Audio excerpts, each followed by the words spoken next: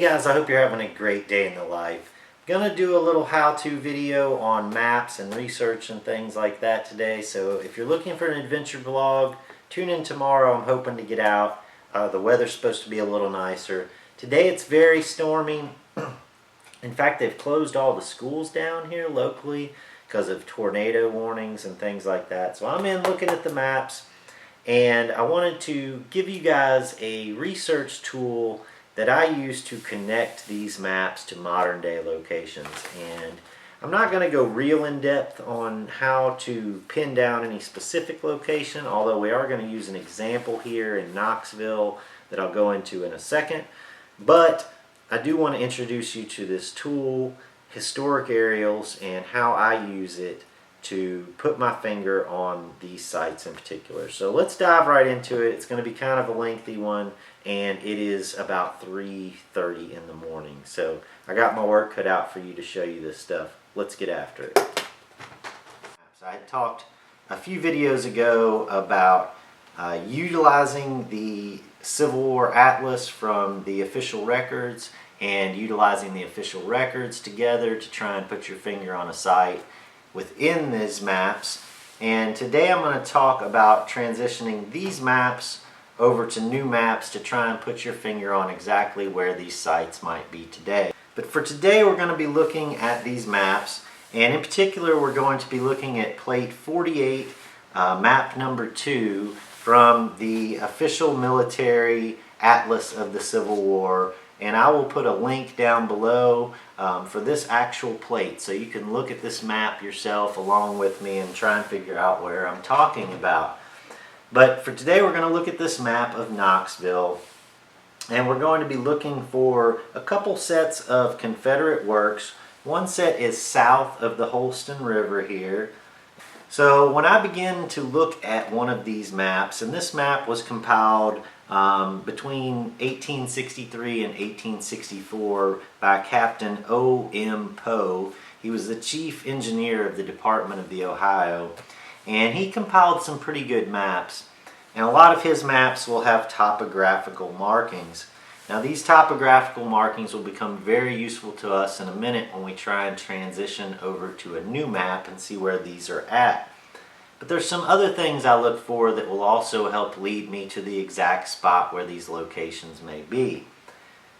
Now with these older maps, you have to kind of call into question the scale and how these maps are laid out, because they did not have satellite imagery, they did not have GPS mapping technology like we do today. And so the scale of these maps could be off, but there are some things that have likely stayed the same. Things that might include the railroad. Anywhere you see a railroad running through, it is probably the case that any existing railroads run along that very same rail bed. Other things that probably have not changed are creeks, rivers, and the topographical layout of the land. So these are the features that I look for first in trying to nail down a location. So when I'm looking for these works south of the Holston River, marked in red here, these were Confederate trenches. And the first thing that I notice is the topographical markings here and the big bend in the Holston River here. Here we can see that these fortifications lie directly across from where Third Creek dumps into the Holston River here. So those are things that have likely not changed, and here in a second we will look for those things using some modern day computer software that will really help us narrow down where this might be. So with that said, let's transition over to the computer, and I'll talk about the software that I use to try and nail down exactly where these sites may be.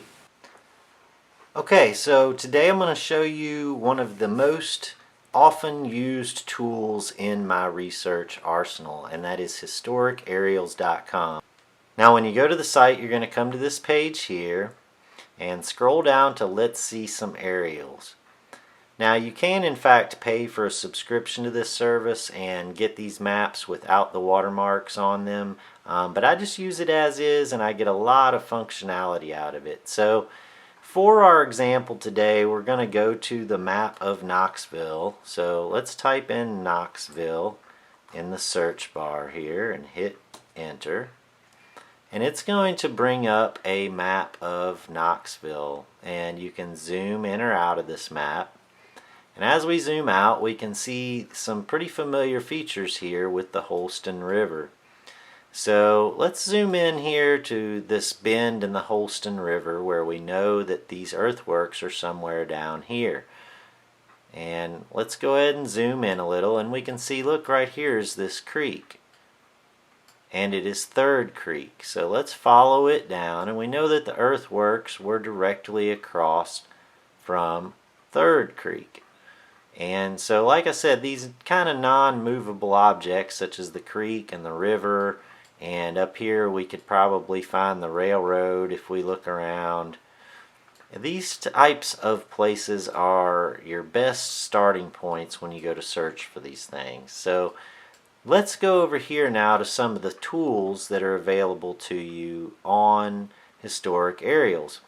My probably most often used tool is these topo maps over here. Now you can see there's different dates here all the way back to 1935. Now I will mention at this point that you can use these maps not only for Civil War research, but for just coin shooting or other city type relic hunting that you might do. For instance, if we click the topo map from 1955, we can find a lot of things here in Knoxville that may no longer exist. Athletic fields, there are post offices, courthouses, schools, a lot of schools here, McMillan School, the Green School, Vine Junior High School. So a lot of these sites may no longer exist, and if you can look back at these maps, you may have a chance of finding those things. Another feature to note at this point is over here on the left there are overlays you can add.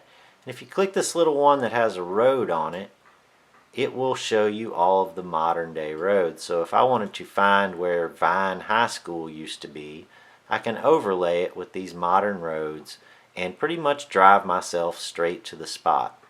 So let's go ahead and do away with the overlays, and let's move back over here to where we think the Civil War site was, in the bend of the river here. So as you see, here's the bend of the river, and we have these beautiful topo lines that will help us figure out, along with that Civil War map, where this might have been. Now we know that it was directly across from where Third Creek dumps into the Holston River. So here's Third Creek, and let's move across, and here we see the same kind of topo lines we saw on that Civil War map. We see the little cut in here. So now we want to know what's here now. Let's go ahead and put the roads back in. And we can see there's some sort of road here along this bluff. So we'll use this road as our next reference point. And then let's go to the 2012 aerial map of the area. We can get an idea of what's there now. Now I happen to know that this is part of a hospital / Tennessee, University of Tennessee complex, and you definitely cannot relic hunt in here now. But it looks like those earthworks went right along the front of this ridge right here. So if you remember, there were some more earthworks down to the south of there, which I believe were likely right in this region here. So it's just a really invaluable tool, not only for the aerial shots you can get, but for the topographical maps we can get, which will actually help you put your finger pretty much right on a spot most of the time. Alright, I hope that that video helped you guys out a little bit, and that you will be able to use that site to your advantage trying to pin down some sites, not only for Civil War relic hunting, but maybe for old schools, churches, things like that. And maybe it will lead to some great days in the life for you. See you tomorrow.